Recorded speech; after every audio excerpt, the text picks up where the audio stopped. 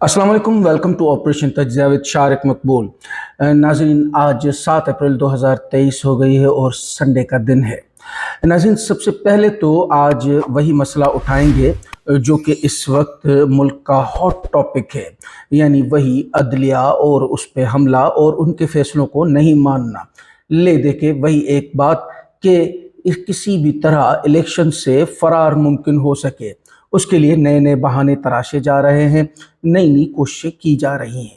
उसके बाद वीडियो में शामिल करेंगे कुछ बयानात जो कि इसी सिलसिले में हैं, यानी कोर्ट्स, उन पे हमला, प्रोपेगेंडा और इलेक्शन से फरार के हवाले से, जिनमें कि जस्टिस अतर मिनल्ला साहब हैं, इरशाद भट्टी साहब हैं, इरफान कादिर साहब हैं और मरियम नवाज को हम कैसे भूल सकते हैं।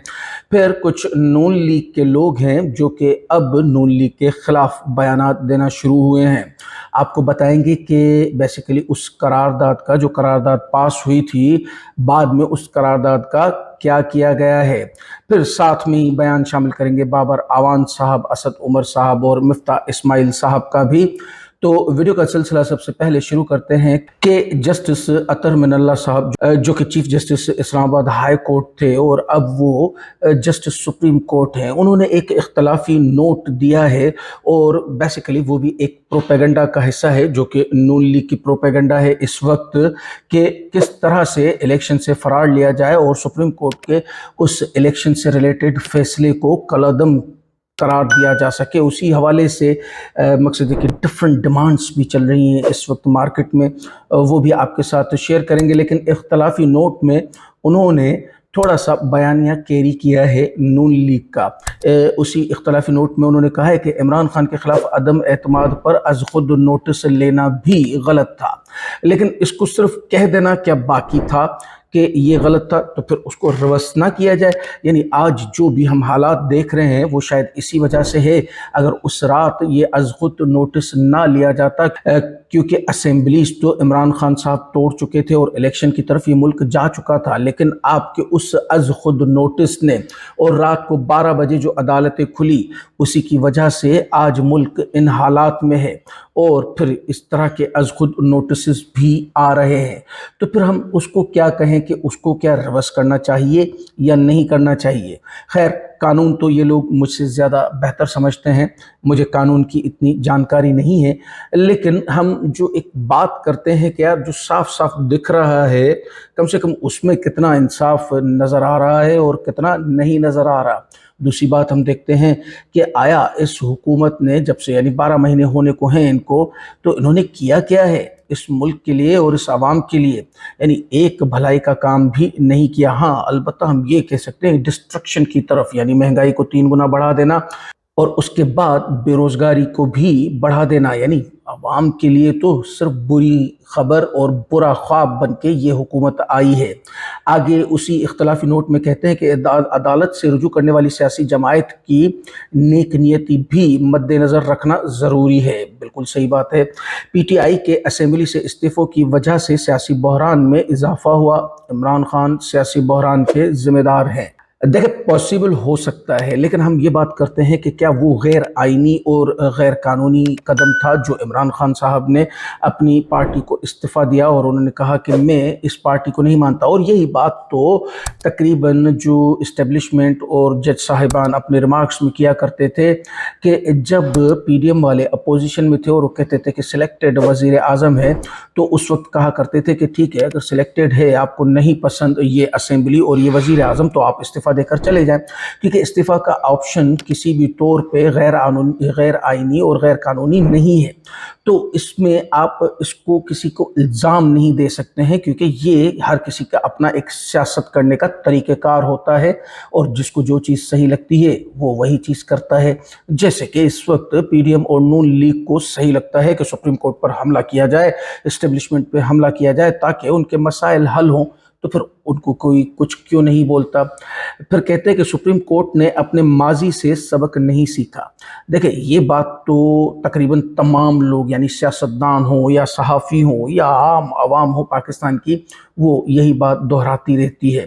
اسی کے رد عمل میں قاسم سوری صاحب نے بھی کچھ کہا ہے، اور بڑا ہی بہترین کہا ہے کہ 9 اپریل 2022 کی رات ایک ایسی درخواست کے لیے آدھی رات کو عدالت کھولی گئی تھی جس پہ تاریخ کا خانہ خالی چھوڑ دیا گیا تھا کہ تب کے منتخب وزیر اعظم اگر سیکرٹری دفاع کے ماتحت ایک 22 گریڈ کے افسر کو ڈسمس کر دیں تو فوری سماعت شروع کی جا سکے۔ قوم کبھی نہیں بھولے گی۔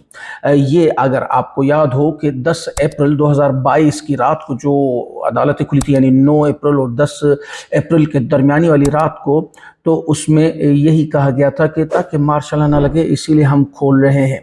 تو پھر اس وقت یہ خانہ خالی چھوڑ دینا اور اس طرح سے آپ حکومت کی سہولت کاری کر رہے تھے، یعنی آج کی جو حکومت ہے اور اس وقت کی اپوزیشن تھی، تو پھر اس کو کیا کہا جائے گا؟ کیا یہ ایمانداری ہے یا یہ انصاف کے ساتھ آپ نے ایک انصاف کا حق ادا کیا ہے یا نہیں؟ اب آگے بڑھتے ہیں، کچھ بیانات شیئر کرتے ہیں اسی حوالے سے۔ جیسے کہ میں نے بتایا کہ آج کی تمام ویڈیو صرف اس کورس پروپیگنڈا اور انہی کے حوالے سے کہ کس طرح سے یہ الیکشن سے فرار چاہ رہے ہیں، اسی حوالے سے مریم اورنگزیب کا ایک بیان شیئر کریں گے کہ چیف جسٹس پاکستان عہدہ چھوڑ دیں۔ دیکھیں اب مریم اورنگزیب اس طرح سے کہہ رہی ہیں، جبکہ ان کو اگر یاد ہو کہ وہ 100 موٹو نوٹس جو لیا گیا تھا اس میں بھی عمر عطا بندیال صاحب ہی تھے جنہوں نے آپ کے حق میں فیصلہ دیا۔ اس وقت تو ان کی ایک ویڈیو بھی جاری ہوئی تھی، زندہ باد انصاف، زندہ باد پاکستانی عدالتیں، زندہ باد، اور اب کہتی ہیں کہ عدالت چھوڑ دیں اور استعفیٰ دے دیں۔ کیوں کہہ رہی ہیں؟ کیونکہ مریم نواز صاحبہ نے یہ ایک نیا پروپیگنڈا یا ہم بولے کہ شوشہ چھوڑا ہوا ہے مارکیٹ میں۔ مریم نواز صاحبہ کا وہ بیان بھی آپ کے ساتھ شیئر کر دیتے ہیں کہ چیف جسٹس عمر عطا بندیال کو استعفیٰ دے دینا چاہیے۔ وجہ تو بتاتے جائیے، کیونکہ اگر استعفیٰ دیں تو یعنی کوئی بھی آ کے بولے کہ آپ بھی استعفیٰ دے دیں شہباز شریف صاحب، تو کیا اس طرح سے استعفیٰ ہو جاتا ہے؟ وجہ بتانا بہت ضروری ہوتا ہے۔ عرفان قادر صاحب جو کہ توہین عدالت کرتے ہوئے ویسے بھی اپنی شعلہ بیانی کے حوالے سے بہت پہچانے جاتے ہیں، کہتے ہیں کہ سوال ہی نہیں پیدا ہوتا کہ 14 مئی کو انتخابات ہو جائیں۔ عرفان قادر اب یہ سوال پیدا کر کے دکھانا ہی پڑے گا، کیونکہ اگر ان جیسے جو ہیں وکلا وہ بھی اگر اس طرح کی باتیں کرنے لگیں تو پھر تو ہو گیا انصاف، یعنی انصاف کے رکھوالے ہی انصاف کے خلاف بات کر رہے ہیں۔ تو اسی پہ ارشاد بھٹی صاحب نے بتایا ہے کہ یہ ایسا کیوں کر رہے ہیں۔ کہتے ہیں کہ مسلم لیگ چیف جسٹس کے خلاف بالکل وہی کچھ کر رہی ہے جو اس نے 1997 میں چیف جسٹس سجاد علی شاہ کے خلاف کیا تھا، کیونکہ اسکرپٹ دوسرا نہیں مل پایا۔ وہی اسکرپٹ رائٹر اب زندہ نہیں ہے، اور جو انہوں نے اسکرپٹ لکھ کے دیا تھا مجبوراً اسی اسکرپٹ سے کام چلانا پڑ رہا ہے، اور سیم اسکرپٹ 1997 کے بعد یعنی 26 سال کے بعد اب استعمال کیا جا رہا ہے جسٹس عمر عطا بندیال کے خلاف۔ آگے کہتے ہیں کہ سپریم کورٹ حملے، ججز کے دارکشی، تجزیے کی مہم، ججز تقسیم، وفاقی کابینہ، پارلیمنٹ، اعلامیے اور چیف جسٹس کے خلاف ریفرنس۔ بس اب ججز کا اپنے چیف جسٹس پر عدم اعتماد یا ایک وقت میں 2 چیف جسٹسز یہ ہونا باقی دیکھتے ہیں۔ یہ کب ہوتا ہے؟ یعنی کس طرح کے حالات میں ہم پہنچ گئے۔ اس وقت سب کا ایون یہی ماننا ہے کہ شاید سپریم کورٹ میں 2 سپریم کورٹ چل رہی ہیں اور 2 چیف جسٹسز ہیں۔ کیا ایسا پاسبل ہو سکتا ہے؟ یعنی ایک ملک میں سپریم کورٹ کا ایک ہی چیف جسٹس ہو سکتا ہے، 2 نہیں ہو سکتے۔ لیکن ہم اس وقت یہ انوکھا جو ایک سسٹم ہے وہ بھی دیکھ رہے ہیں۔ فروخ حبیب صاحب بھی کہتے ہیں کہ 5 ججوں میں سے 3 کا فیصلہ منظور نہیں، لیکن 342 کے ایوان میں سے 42 کے انتخابات نہ کروانے کی قرارداد منظور ہے۔ کون لوگ ہو تسی؟ سچی بات یہی ہے۔ آپ دیکھیں کہ وہاں پہ ان ججز کا فیصلہ منظور نہیں، حالانکہ ججز کی اہمیت حیثیت زیادہ ہوتی ہے، لیکن 342 ارکان اسمبلی میں سے صرف 42 نے قرارداد منظور کی ہے۔ شادیانے بھی بجائے جا رہے ہیں، یعنی صرف اور صرف مقصد یہی ہے کہ الیکشن سے کیسے بھاگا جائے۔ چیف جسٹس عمر عطا بندیال صاحب نے آخر اپنی چپ توڑتے ہوئے ایک بیان دیا ہے کہ مریم نواز چاہتی ہے میری کرسی پر بیٹھ کر خود فیصلہ سنائے۔ یہ پاکستان ہے، لندن نہیں۔ یہ تو ہم ہمیشہ کہتے ہیں کہ پاکستان ہے اور آپ کو اس میں پاکستان کی طرح ہی رہنا پڑے گا۔ یہ ایک لسٹ میں نے ناموں کی شیئر کی ہے جو 42 ارکان نے قومی اسمبلی میں قرارداد منظور کی ہے اس فیصلے کے خلاف۔ یہ آپ دیکھ سکتے ہیں، ویسے میں نے اپنے ٹویٹر پر بھی شیئر کر دی ہے، اور اس میں اگر آپ دیکھیں گے کہ صرف مخصوص سیٹوں والوں کے سگنیچر ہیں اور کسی بھی بڑے نامور یا کسی بھی کابینہ ممبر کے، یعنی جو اس وقت منسٹر یا معاون خصوصی ہے، ان کے سگنیچرز نہیں ہیں۔ اس کے بعد اگر ہم دیکھتے ہیں کہ یہ قرارداد پیش کس نے کی، تو بلوچستان عوامی پارٹی نے یہ قرارداد پیش کی ہے۔ یعنی کتنا ظلم ہے، آپ دیکھیں کہ ہمیشہ سے لے کر بلوچستان والے یہی شکوہ کرتے رہے ہیں کہ ہمیں حق نہیں دیا جاتا پاکستان میں، تو پھر اب یہ 22 کروڑ عوام آپ سے شکوہ کر رہی ہے کہ یہ قرارداد آپ نے کیوں یعنی پیش کی ہے اسمبلی میں۔ آخر اس چیز کو بھی تو دیکھنا پڑے گا۔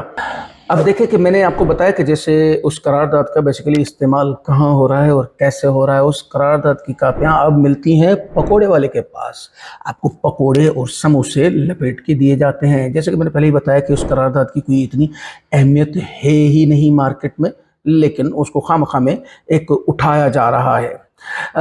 آپ کو بتائیں گے کہ سینیٹر آصف کرمانی صاحب جن کا تعلق نون لیگ سے ہے، انہوں نے کہا ہے کہ ووٹ کو عزت دو کا بیانیہ لوگوں نے دل و جان سے تسلیم کر لیا تھا، لیکن وہ بیانیہ ہمارے ہاتھ سے پھسل گیا، کیونکہ جب ووٹ کو عزت دو سے آپ چینج ہو جائیں گے بوٹ کو عزت دو، تو پھر پھسلنا تو ہوگا، نہ صرف بیانیہ پھسلے گا بلکہ آپ بھی عوام کی دل سے پھسل ہی جائیں گے۔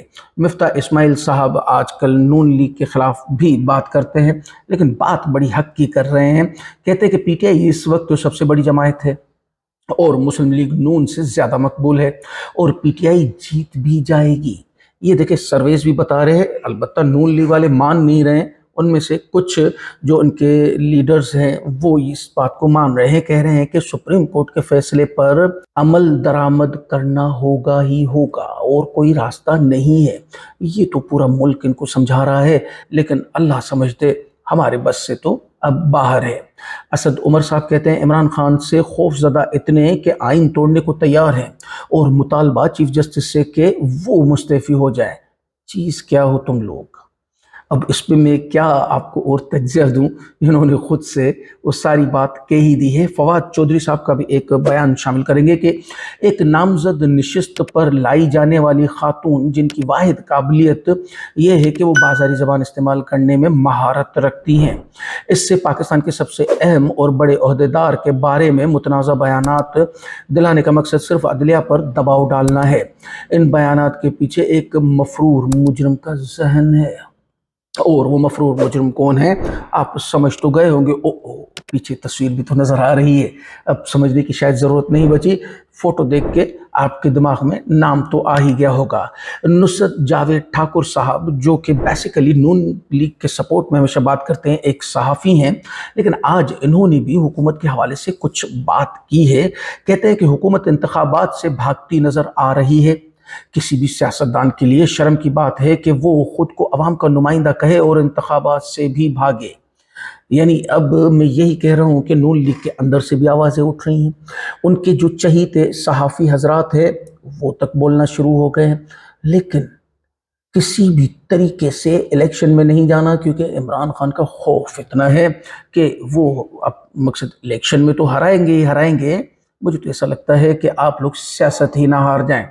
بابر آوان صاحب کہتے ہیں آرٹیکل 68 کے حوالے سے کہ 68 کی موجودگی میں پپٹ اسمبلی کی کہ 2D ارکان کی قرارداد کی وہی حیثیت ہے جو حمزہ شہباز کے فلیٹیز ہوٹل والے اجلاس کی حیثیت تھی۔